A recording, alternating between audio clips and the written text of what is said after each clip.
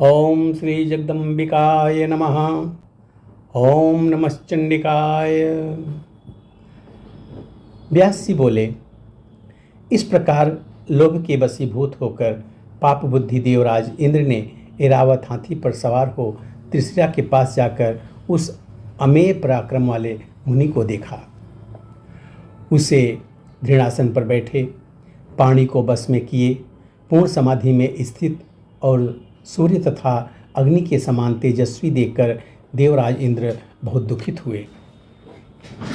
यह मुनि निष्पाप बुद्धि है, इसे मारने में मैं कैसे समर्थ हो सकूंगा।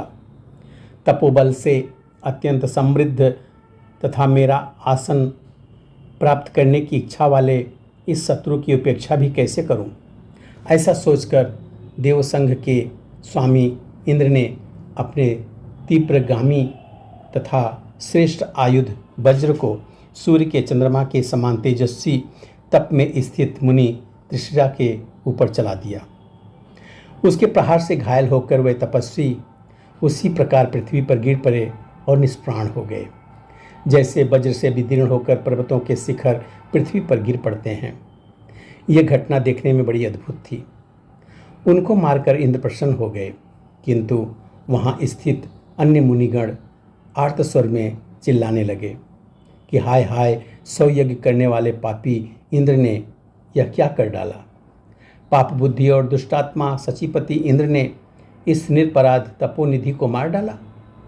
इस हत्याजनित पाप का फल यह पापी अब शीघ्र ही प्राप्त करेगा। उन्हें मारकर देवराज तुरंत ही अपने भवन को जाने के लिए उद्यत हुए। तेज के निधि वह महात्मा त्रिशिरा मर जाने पर भी जीवित की भांति प्रतीत होते थे। उन्हें जीवित की भांति भूमि पर गिरा हुआ देखकर अति उदास मन वाले वह वृद्ध हंत्रा इंद्र इस चिंता में पड़ गए, कहीं यह फिर जीवित ना हो जाए। मन में बहुत देर तक विचार करने के बाद इंद्र ने सामने खड़े तथा बढ़ई को देखकर अपने कार्य के अनुरूप बात कही। हे तक्षण, मेरा कहा हुआ करो, इसके सिर काट लो, जिससे यह जीवित ना रहे। यह महातेजस्वी जीवित ना होते हुए भी जीवित की भांति प्रतीत होता है। उनकी यह बात सुनकर तच्छा ने धिक्कारते हुए कहा।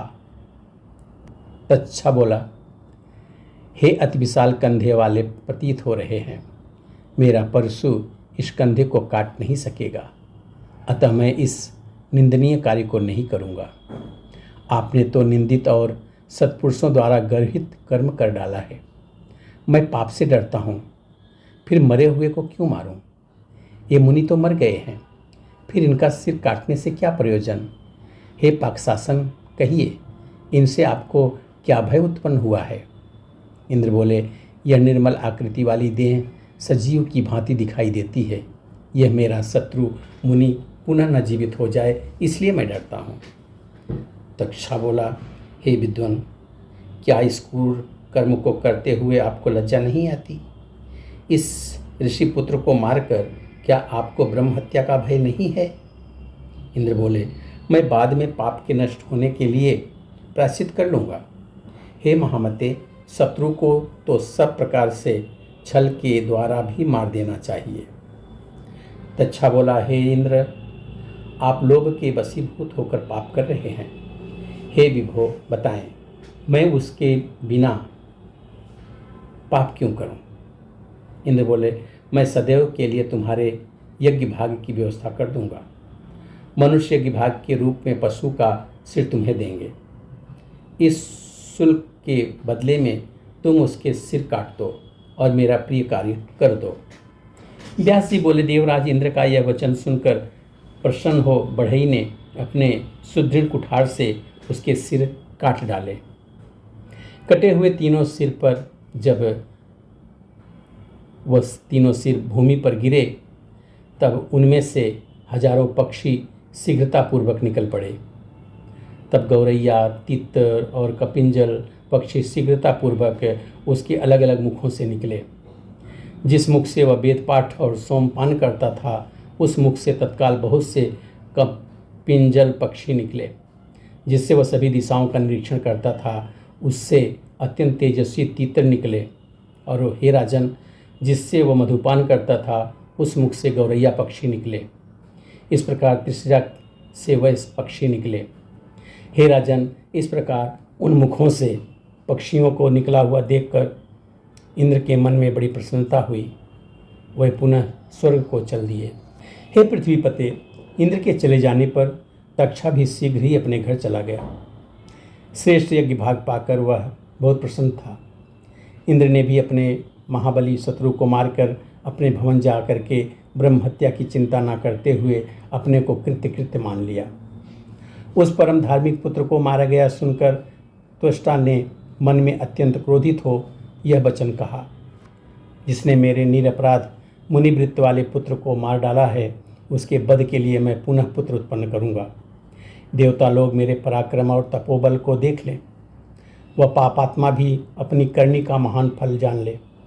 ऐसा कहकर क्रोध से अत्यंत व्याकुल त्वष्टा पुत्र की उत्पत्ति के लिए अथर्ववेदोक्त मंत्रों से अग्नि में हवन करने लगे। 8 रात्रियों तक प्रज्वलित अग्नि में हवन करने पर सहसा अग्नि सदृश एक पुरुष प्रकट हुआ। वेगपूर्वक अग्नि से प्रकट हुए और अग्नि के सदृश प्रकाशमान तथा तेज बल से युक्त उस पुत्र को अपने सन्मुख देखकर त्वष्टा ने कहा, हे इंद्र शत्रु, मेरे तपोबल से तुम शीघ्र बढ़ जाओ। क्रोध से जाज्वल्यमान त्वष्टा के ऐसा कहते ही अग्नि के समान कांति वाला वह पुत्र द्युलोक को स्तब्ध करता हुआ बड़ा होने लगा।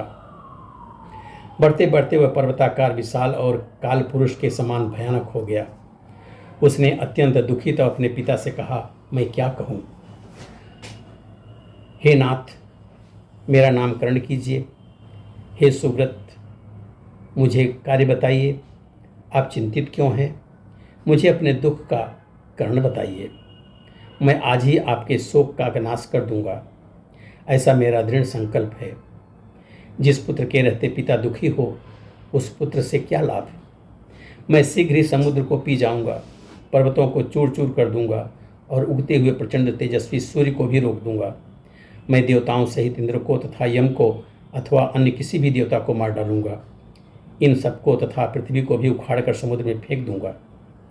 उसका यह प्रिय वचन सुनकर त्वष्टा ने प्रसन्न होकर पर्वत के समान विशाल उस पुत्र से कहा, हे पुत्र, तुम अभी कष्ट से त्राण दिलाने में समर्थ हो, इसलिए तुम्हारा वृत्र यह नाम प्रसिद्ध होगा। हे महाभाग, तुम्हारा त्रिशिरा नाम का एक तपस्वी भाई था। उसके अत्यंत शक्तिशाली 3 सिर थे। वह वेदांगों के तत्व को जानने वाला, सभी विद्याओं में निपुण और तीनों लोगों को आश्चर्य में डाल देने वाली तपस्या में रत था। इंद्र ने वज्र का प्रहार करके उस निरपराध को मार डाला और उसके मस्तक काट डाले। इसलिए हे पुरुष सिंह, तुम उस ब्रह्म हत्यारे, पापी, निर्लज्ज, दुष्ट बुद्धि तथा मूर्ख इंद्र को मार डालो। ऐसा कहकर पुत्र शोक से व्याकुल त्वष्टा ने विविध प्रकार के दिव्य तथा प्रबल आयुधों का निर्माण किया और इंद्र का वध करने के लिए उस महाबली वृत्र को दे दिया। उनमें खड्ग, शूल, गदा, शक्ति, तोमर, सारंग, धनुष, बाण, परिध, पट्टी, सुदर्शन चक्र के समान कांतिमान 1000 अरों वाला दिव्य चक्र, 2 दिव्य तथा अक्षय तर्कस और अत्यंत सुंदर कवच एवं मेघ के समान श्याम आभा वाला सुदृढ़ भार सहने में समर्थ और तीव्रगामी रथ था। इस प्रकार हे राजन, समस्त युद्ध सामग्री तैयार करके क्रोध से व्याकुल त्वष्टा ने अपने पुत्र को देकर उसे भेज दिया। यहाँ पे 6ठे अध्याय का 2रा अध्याय पूरा होता है। बोलो सच्चे दरबार की जय।